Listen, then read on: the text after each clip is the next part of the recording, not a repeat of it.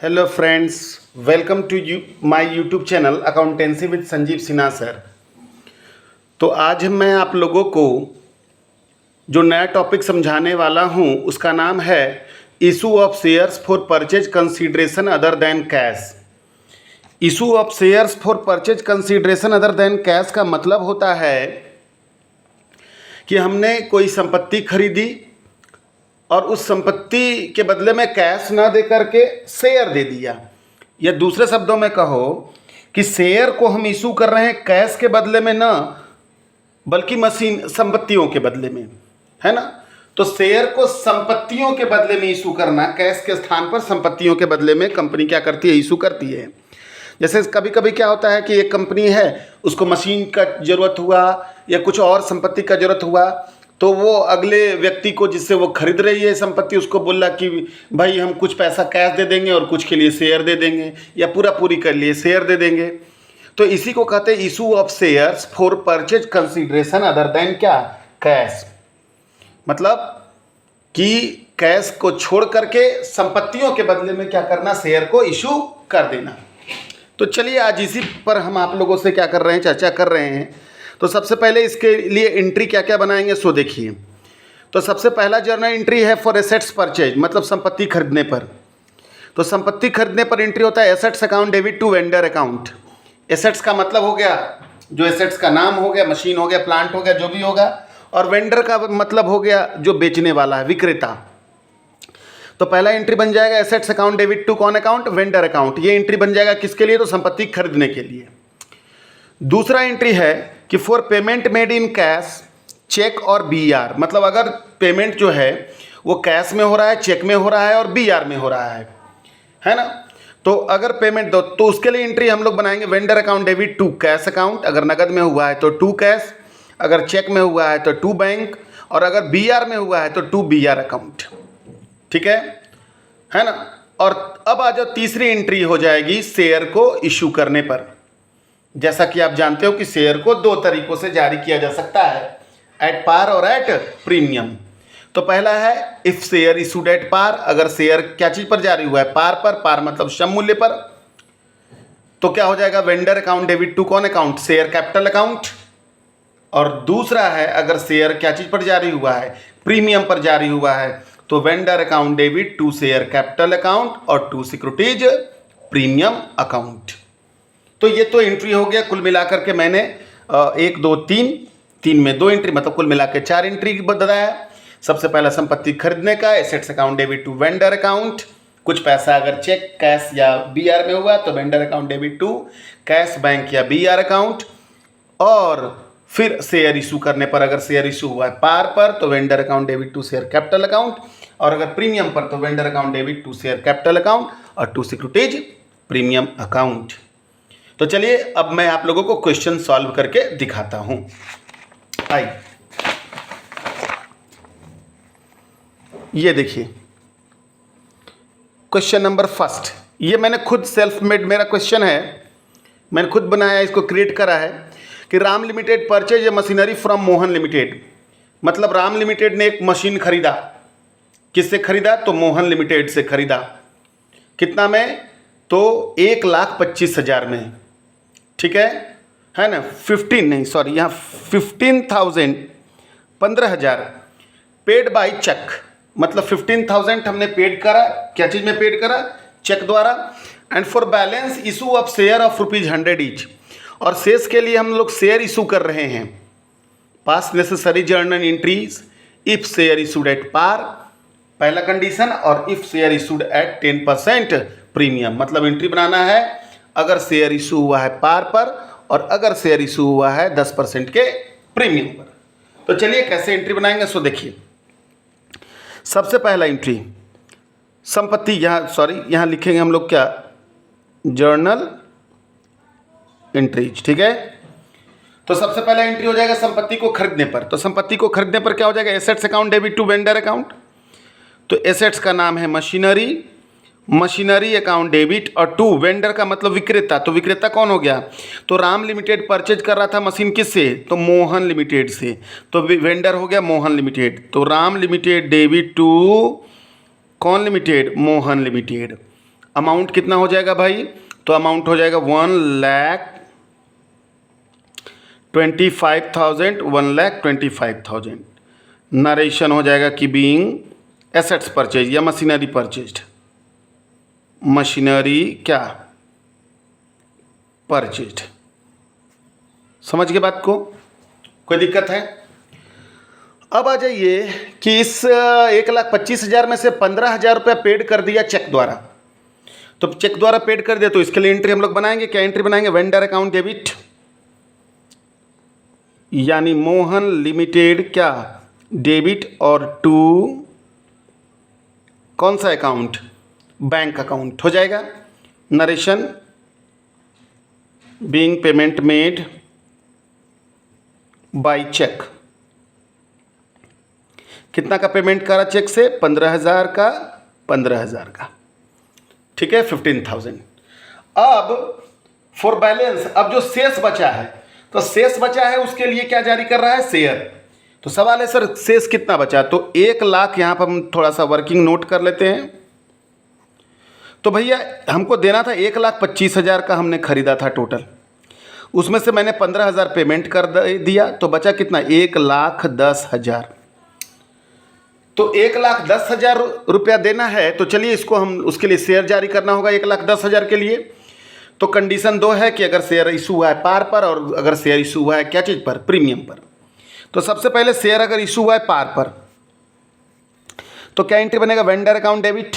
यहाँ पर पहले पर्टिकुलर वाला में लिख दीजिएगा, if shares issued at par, इसको पर्टिकुलर वाला में लिख दीजिएगा। पर्टिकुलर वाला में क्या एंट्री बनाइएगा? Vendor account debit. वेंडर का नाम क्या है? Mohan limited, Mohan limited debit, और टू कौन account? Share capital account. Amount हो जाएगा 1,10,000 देना था, 1,10,000। इसमें कोई अंतर नहीं, खाली निकाल लेते हैं कि भाई हमको 1,10,000 देना है और एक शेयर का दाम है 100 रुपया, इसका मतलब हमको 1,100 शेयर जारी करना पड़ेगा। 1,100 नरेशन हम लिख देते हैं कि being 1,100 share at the rate of ₹100 each issued at par, ठीक है। अब दूसरा entry, if shares issued at premium, अगर शेयर इशू हुआ है प्रीमियम पर, यहां बना देते हैं if shares issued at premium, अगर शेयर प्रीमियम पर जारी हुआ है तब क्या करेंगे? तो देखो भाई हमको पेमेंट करना था 1,10,000 करना था, और एक शेयर का दाम था 100 रुपया और 10% के प्रीमियम, तो यानी एक शेयर का दाम हो जाएगा 100 कितना? 10, 10% मतलब 10 रुपया हो गया। 100 रुपया का एक शेयर था, तो 100 रुपया प्लस 10, यानी एक शेयर का दाम हो गया कितना? 110। तो इससे क्रॉस करते हैं 11 से एक बार में, यानी हमको 1,000 शेयर जारी करना पड़ेगा कंडीशन नंबर 2 में, जिसके लिए क्या एंट्री बनाएंगे हम लोग? Vendor account debit, Mohan limited debit to share capital account और टू सिक्योरिटीज प्रीमियम अकाउंट। अब देखो अमाउंट कैसे बैठाएंगे उसको देखना। तो देखो वेंडर में उतना ही बिठाना है जितना कि उसको देना है। तो वेंडर को हमको कितना देना था? तो 1,00,000 कितना देना था? 10,000। शेयर कैपिटल में शेयर का एक्चुअल रकम, तो हम लोग 1,000 शेयर नहीं इशू कर रहे हैं, तो उसका एक्चुअल रकम हो जाएगा 1,000 गुने 100, मतलब कितना? 1,00,000। और प्रीमियम, एक शेयर पर प्रीमियम है 10 रुपया, तो 1,000 शेयर पर प्रीमियम कितना हो जाएगा? 10,000। देखो डेबिट और क्रेडिट बराबर हो गया कि नहीं? नरेशन क्या हो जाएगा? बीइंग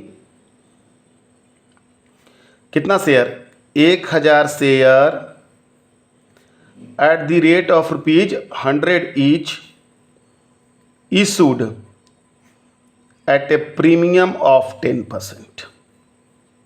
खत्म। तो ये था issue of share at par at premium, है ना। और टॉपिक क्या था कि issue of share for purchase consideration other than क्या था? कैश। अब इसी में एक और प्रकार का क्वेश्चन आ सकता है जिसमें कि कंपनी ने एसेट और लायबिलिटीज दोनों टेकन ओवर किया। ये एक क्वेश्चन, ये एक अलग क्वेश्चन है, ठीक है। ये एक अलग क्वेश्चन है एसके सिंह के बुक से, क्वेश्चन नंबर 26 का बी, 26 का बी। जिसमें कि एसेट्स और लाइबिलिटीज दोनों टेकन ओवर किया। देखो पढ़ो, Akanksha limited purchase the business of Utsav limited for a sum of 12 lakh. मतलब आकांक्षा लिमिटेड ने परचेज किया बिजनेस किससे? तो उत्सव लिमिटेड से। कितना में खरीदा है? तो 12 लाख में। The assets of Utsav limited वर 13,50,000। तो एसेट्स था कितना का? 13,50,000 का। एंड लाइबिलिटीज था 2 लाख का। तो यहाँ पर देखो इस क्वेश्चन में क्या एसेट्स भी ले रहा है और क्या ले रहा है? लाइबिलिटीज भी ले रहा है। दोनों चीज ले रहा है, एसेट्स एंड लाइबिलिटीज दोनों, बोथ ले रहा है ना। आगे क्या बोल रहा है कि 2 lakh rupees, 2 lakh was paid in cash. मतलब 2 लाख रुपया कैश में पेमेंट कर दिया। एंड फॉर बैलेंस और शेष के लिए 8% preference share of ₹100 each were issued at A premium of 25%। और शेष के लिए इशू कर रहा है शेयर कितना परसेंट प्रीमियम पर? 25% के प्रीमियम पर।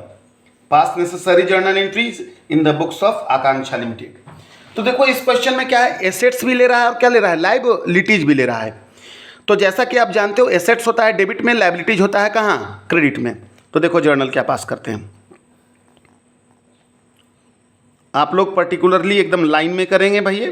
मेरे पास जगह का कमी है और चूंकि हम आप लोगों को कम टाइम में ज़्यादा पढ़ाना चाहते हैं इसलिए हम इस प्रकार से बना के देते हैं। तो देखिए सबसे पहले संपत्ति, संपत्ति का कुछ नाम अगर रहेगा तो नाम लिखना। जो मान लिया 3-4 संपत्ति दे दिया सब का नाम लिख देंगे। यहाँ पर कुछ ऐसा नहीं है तो एसेट्स अकाउंट डेबिट और 2, यहाँ थोड़ा जगह छोड़ना चाहिए था हमको, 2 लाइबिलिटीज अकाउंट और 2 वेंडर अकाउंट। वेंडर का नाम क्या है? उत्सव लिमिटेड, है ना। तो एसेट्स था कितना का? तो एसेट्स था 13,50,000 का। लाइबिलिटीज था कितना का? तो 2 लाख का। और लिया कितना में? तो लिया है भैया 12 लाख में। तो देखो एक जनरल थिंकिंग की बात समझो, 13,50,000 का संपत्ति था भाई और उसमें से 2 लाख का तो लाइबिलिटीज ही था। तो यानी कि मिलने वाला था कितना है ना, अगला को नेट मिला कितना? 11,50,000 ही मिला। लेकिन 11,50,000 के लिए अगला देने के लिए कितना तैयार हो गया? 12 लाख रुपया देने के लिए तैयार हुआ। इसको नेट मिल रहा है 11,50,000, देने के लिए तैयार हो गया कितना लाख? 12 लाख। अरे यार ज़्यादा देने के लिए तैयार हो गया। तो कोई भी ज़्यादा क्यों देने के लिए तैयार होता है? तो गुडविल के लिए। किसके लिए? गुडविल। तो देखो यहाँ पर 12 2 14, यहाँ पर 13,50,000। डेबिट और क्रेडिट बराबर होना चाहिए, यानी ऊपर घट रहा है तो क्या कहलाएगा? Goodwill account. कितना हज़ार? 50,000। ब्रैकेट में लिख देना बैलेंसिंग फिगर, ठीक है। और अगर नीचे में बच जाएगा तो फायदा हो जाएगा कंपनी को, उसको कैपिटल रिजर्व कहेंगे अगर क्रेडिट में बचेगा। नरेशन बीइंग क्या? Assets and liabilities taken over. फिर से एक बार मैं इसको समझा दूं। देखो 13,50,000 का संपत्ति था, 2 लाख का लाइबिलिटीज था, यानी मिलना था 11,50,000। लेकिन 11,50,000 के लिए पेमेंट किया गया है कितना लाख? 12 लाख। मतलब 50,000 एक्स्ट्रा। तो वो क्यों एक्स्ट्रा पेमेंट किया गया भाई? तो गुडविल के कारण, ठीक है। और वही अगर कम पेमेंट किया जाता, मान लिया कि यहाँ पर 12 लाख के जगह पर पेमेंट 11 लाख किया जाता तो 50,000 रुपये कंपनी को फ़ायदा हो जाता है। और संपत्तियों को बेचने से कंपनी को जो फ़ायदा होता है उसे कैपिटल रिजर्व में क्या कर दिया जाता है? ट्रांसफ़र कर दिया जाता है। तो खत्म हो गया पहला एंट्री। अब आ जाओ, तो हमको पेमेंट करना है उत्सव लिमिटेड को 12 लाख। उस 12 लाख में से 2 लाख रुपया पेड कर दिए कैश में। तो क्या एंट्री बनाएंगे? वेंडर अकाउंट डेबिट, यानी उत्सव लिमिटेड डेबिट और 2 कैश अकाउंट।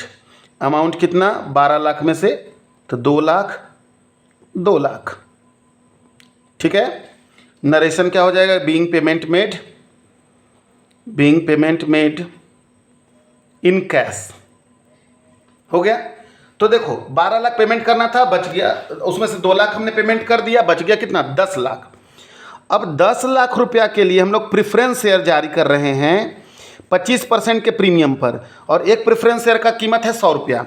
तो यानी हो जाएगा 100 कितना हो जाएगा? 25। तो 125 से अगर हम काटे तो कितना बार में आ जाएगा? 8 बार में, मतलब 8,000 शेयर। कितना शेयर इशू करना पड़ेगा? 8,000। जिसके लिए एंट्री क्या बनेगा? वेंडर अकाउंट डेबिट, उत्सव लिमिटेड डेबिट। इसमें एक ही कंडीशन है इसलिए ऊपर में कुछ लिखने का जरूरत नहीं है। पिछले क्वेश्चन में 2 कंडीशन था इसलिए लिखे थे। तो vendor account debit to preference share, नाम क्या है 8%, इस 8% से कोई मतलब नहीं है, 8% प्रिफरेंस शेयर कैपिटल अकाउंट और टू सिक्योरिटीज प्रीमियम अकाउंट। अब देखो अमाउंट कैसे बैठाएंगे, अमाउंट देखना। तो हमने बोला वेंडर में हर हालत में उतना ही बैठाओ जितना उसको देना है। तो भैया वेंडर को देना था कितना लाख रुपया, अब 10 लाख। अब आ जाओ शेयर कैपिटल में, तो 8000 शेयर है, एक शेयर का दाम 100 रुपया, यानी हो गया कितना 8 लाख। अब आ जाओ प्रीमियम, तो 8000 शेयर पर प्रीमियम कितना हो जाएगा, 8000 गुने 25, 25 80 200। वैसे भी डेबिट और क्रेडिट बराबर होना चाहिए, तो 8 लाख जब रहता है तो 2 लाख प्रीमियम हो जाएगा। लेकिन भैया 8000 गुने 25, नरेशन हो जाएगा being 8000 shares at the rate of rupees 100 each issued at a premium of